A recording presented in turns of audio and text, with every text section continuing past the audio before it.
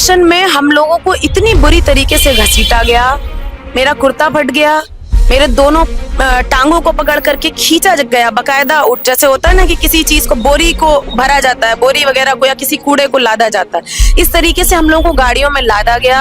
आप सोचिए, ऐसा कोई भी मुद्दा हम लोगों के तख्तियों पे नहीं लिखा था, ना हम लोगों के नारे ऐसे थे।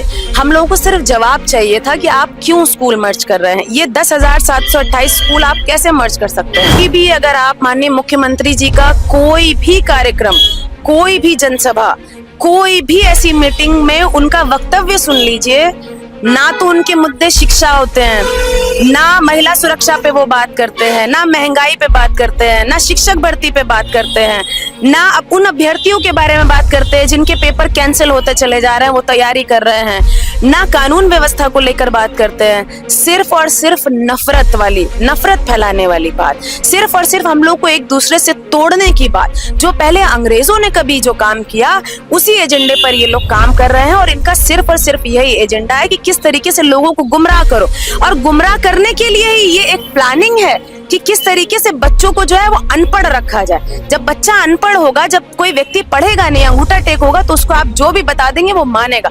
नमस्कार, मैं हूं दिव्या श्रीवास्तव और आप सभी देख रहे हैं हमारा खास कार्यक्रम जिसमें हम बात करते हैं पॉलिटिकल मुद्दे की। अगर हम बात करें तो हमारे साथ है समाजवादी पार्टी की नेत्री सम्युन खान, जिनसे हम तमाम मुद्दों को लेकर के बात करेंगे। अगर हम आज की बात करें तो आज आपने विधानसभा घेराव किया और पुलिस प्रशासन भी आपको लेकर, क्या कहना चाहेंगे इस चीज को लेकर के? देखिए, आज हम सब साथियों ने मिलकर के विधानसभा के सामने एक प्रदर्शन किया, जिसका प्रमुख उद्देश्य ये था और प्रमुख मुद्दा ये था कि उत्तर प्रदेश सरकार ने जो स्कूल मर्ज करने के लिए जो घोषणा की है, जो आदेश दिए हैं, उसके खिलाफ हम लोगों का ये प्रदर्शन था। और हम लोगों का कहना था कि हम किसी भी स्थिति में इन स्कूल्स को मर्ज नहीं होने देंगे। एक तरफ माननीय मुख्यमंत्री जी ने आज सदन में खड़े होकर के कहा कि कोई स्कूल मर्ज नहीं होगा, लेकिन दूसरी तरफ एक दिन पहले ही official news channels, authentic news channels जो हैं, वो पूरी की पूरी एक लिस्ट जारी करते हैं, आंकड़ा जारी करते हैं कि 10,728 स्कूल्स को मर्ज किया जाएगा, जो 50 से कम बच्चों वाले स्कूल्स हैं। तो मैं कहती हूँ माननीय योगी आदित्यनाथ जी से कि इस तरीके की दो चीजें क्यों हो रही। मतलब आप सदन में खड़े होकर के झूठ बोल दे रहे हैं कि हम कोई स्कूल मर्ज नहीं कर रहे हैं, और एक तरफ जिम्मेदार पत्रकार और जिम्मेदार अखबार जो है वो इस तरीके के आंकड़े छाप रहे हैं।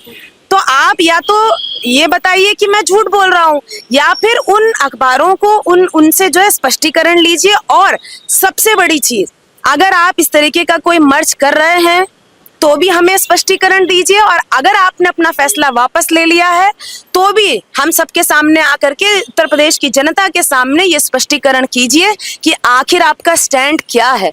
शिक्षा के अधिकार की बात हम करते हैं, फंडामेंटल राइट्स हमारे हैं, जिसमें शिक्षा का अधिकार भी सबसे पहले आता है कि सबको एक समान शिक्षा जो है वो मिलनी चाहिए, सबको हक है शिक्षा का अधिकार लेने का। लेकिन अब हम गांव की बात करें, जगह जगह की बात करें, तो छोटे छोटे गांव में एक दो स्कूल होते हैं जिसमें बच्चे कम ही जा पाते हैं। तो इसको लेकर के क्या कहेंगे, सरकार जो है वो शिक्षा को कम करके, अभी मैं फिलहाल शिक्षकों का ही एक प्रदर्शन चल रहा है सिविल के सामने, वहाँ पर उनका प्रदर्शन कवर करके आई, वो कह रहे हैं कि सरकार शिक्षकों के लिए काम नहीं कर रही, छात्रों के लिए काम नहीं कर रही। इसको लेकर के क्या? देखिए, अभी आपने एक बहुत मुख्य बात कही कि शिक्षा जो है वो फंडामेंटल राइट, तो ये सरकार हमारे फंडामेंटल राइट्स पर भी चोट कर रही है। आप बताइए, एक गांव जहां पर माता पिता दोनों मजदूरी करते हैं, मजदूरी करके अपना दैनिक जीवन यापन कर रहे हैं, किसी तरीके से रोजी रोटी का इंतजाम कर रहे हैं, वो अगर बच्चे को स्कूल छोड़ने नहीं भी जाते थे तो स्कूल इतना पास में हुआ करता था बच्चे के घर से या उसके गांव से कि कोई भी बच्चा आराम से अपने स्कूल तक पहुंच जाता था। उसको जो है अच्छा खाना, ड्रेस, सारी चीजें ये पिछली सरकारों में जो शुरू की गई वो चीजें मिलती थी। अब एकाएक इधर आकर के जो ये इस तरीके की चीजें चली कि हम स्कूल को मर्ज कर रहे हैं, और 1 किलोमीटर से बढ़ा करके जो है 3-3 किलोमीटर, 4-4 किलोमीटर। आप कल्पना कीजिए, ऐसे माँ बाप जो खेत में मजदूरी कर रहे हैं, ऐसे माँ बाप जो किसानी कर रहे हैं, जो दिन भर काम करते हैं शाम तक, वो क्या अपने बच्चों को छोड़ने के लिए जाएंगे? अगर इतनी ही जागरूकता होती लोगों में तो ये अभियान शुरू क्यों किया जाता? जो पिछली सरकारों ने अभियान शुरू किया, स्कूल चलो अभियान, उसी अभियान का परिणाम था कि हर गांव में एक स्कूल था और हर गांव में लोगों को जागरूक किया जा रहा था कि चाहे 10 से कम भी बच्चे हों, लेकिन बच्चे होने चाहिए और हर गांव में स्कूल होना चाहिए। लेकिन ये सरकार क्या कर रही है? स्कूल बंद करो अभियान। इनका अभियान यह है कि स्कूल किस तरीके से बंद किए जाए। तो हम लोगों की आज इस प्रदर्शन के माध्यम से ये मांग थी कि कोई भी स्कूल बंद नहीं होना चाहिए। अगर किसी भी विद्यालय में 10 से भी कम बच्चे हैं, अगर 10 भी बच्चे हैं, तो वो स्कूल मर्ज नहीं होना चाहिए। आप कौन होते हैं वो स्कूल मर्ज करने वाले? उसमें जितने कार्यकर्ता, उसमें जो भी वर्कर काम कर रहे हैं, जो रसोइये काम कर रहे हैं, जो गार्ड या सिक्योरिटी चपरासी जो भी काम कर रहे हैं, जो शिक्षिकाएं वहां पर है, उनको आप कहाँ एडजस्ट करेंगे? इन सब चीजों का जवाब देना पड़ेगा और ये सरकार जानती है कि हमारे पास जवाब नहीं है। इसी वजह से आप लोग जानते होंगे कि किस तरीके से विधानसभा के सत्र को घटाने का काम किया जा रहा है, मानसून सत्र को घटाने का काम किया गया, क्योंकि इस सरकार के पास जवाब नहीं।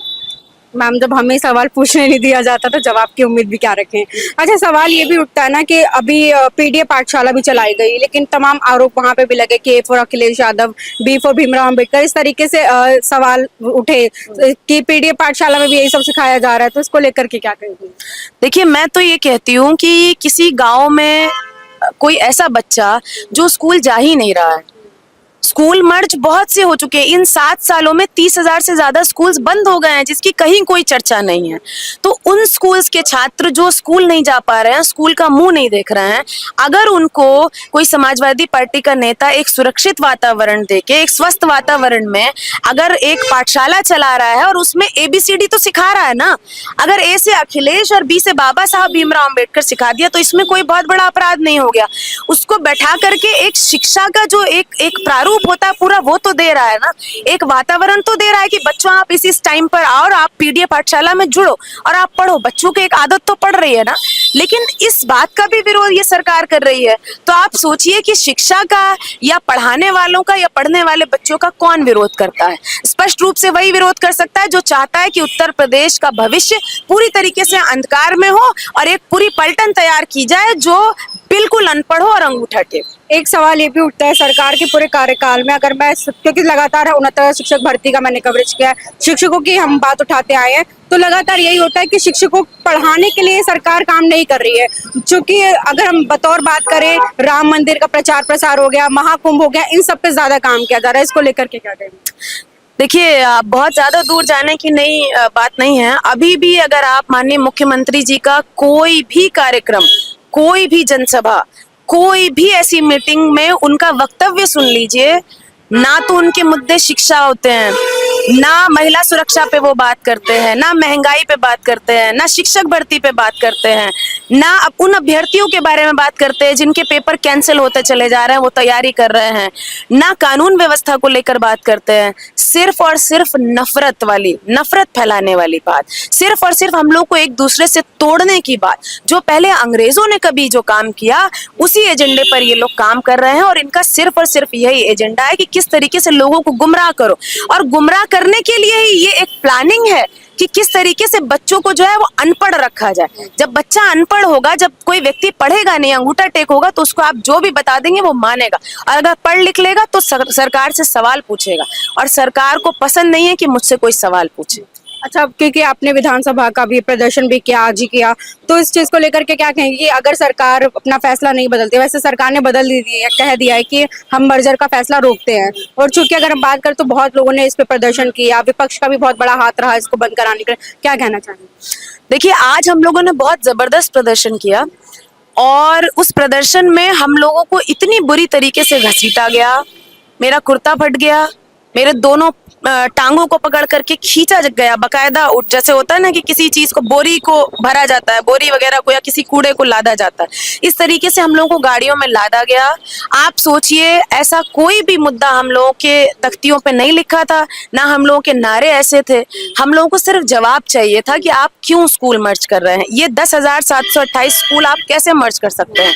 लेकिन उससे इतना डर था सत्ता को कि पूरा प्रशासन चाक चौबंद हो गया और हम लोग को वहां से उठा करके गिरफ्तार कर लिया गया। तो मैं सरकार से कहना चाहती हूँ कि हम लोग भी डरने वाले नहीं हैं।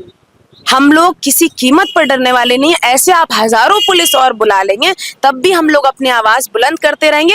अन्यथा आप आकर के ये स्पष्टीकरण दीजिए और आधिकारिक रूप से ये घोषणा कर दीजिए कि हमने वापस ले लिया। ऐसे सिर्फ वर्बली बोलने से काम नहीं चलेगा। आप आकर के इसकी आधिकारिक घोषणा करिए, और अगर आप नहीं करते हैं, अगर आप मर्ज की ओर कदम बढ़ाते हैं, तो फिर हम लोग इसी तरीके का और बड़ा आंदोलन करेंगे। और आप अपने प्रशासन लगा करके देख लीजिए कि हम लोगों को रोक पाते हैं या नहीं रोक पाते। देखिए, हमारे साथ बहुत ही धाकड़ समाजवादी पार्टी की नेत्री समयुन खान है, जिनसे हमने बात करी तमाम मुद्दों को लेकर के।